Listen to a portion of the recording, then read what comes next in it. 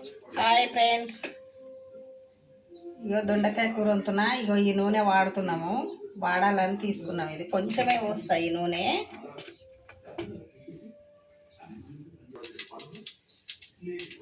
అల్లం వెల్లిగడ్డ పేస్ట్ వేస్తున్నా,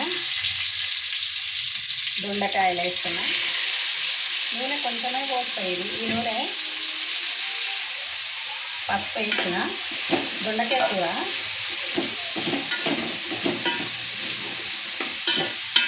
నూనె పోసి కొంచెం జీలకర్ర వేసి అల్లం వెల్లిగడ్డ వేసి దొండకాయ ముక్కలు వేసి పసుపు వేసిన. ముక్కలు మాకు కొంచెం మగ్గినాక కొంచెం కారం వేస్తున్నా.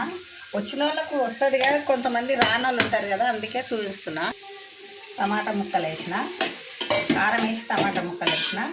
కొంచెం మగ్గినాక హాయ్ ఫ్రెండ్స్, అయిపోయింది దొండకాయ కూర. కలిమాకు కొత్తిమీర అన్నీ వేసుకోవచ్చు, ఒక టైంలో ఉండయి. సదిరి వండుకోవాలనుకుంటే నేను ఉల్లిగడ్డ కూడా వేయలేదు. నూనె పోసిన, కొంచెం జీలకర్ర వేసిన, ఎందుకంటే టేస్ట్ కోసం జీలకర్ర జీర్ణం కూడా అవుతుంది.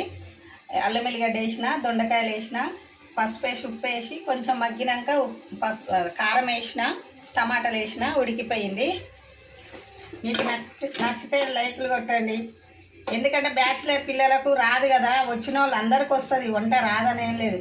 బ్యాచిలర్ పిల్లలు బయట తెచ్చుకొని తినాలంటే తినబుద్ధి కాక, వాళ్ళకి టేస్ట్ దొరకక ఇట్లా చూసి చేసుకోవచ్చు. లేకుంటే ఇంత నూనె పోసి అల్లనే టమాటా అవన్నీ వేసి కూడా ఉడికించుకుంటే కూడా బాగుంటుంది అట్లా. ఎందుకంటే పిల్లలకు తెలియదు కదా.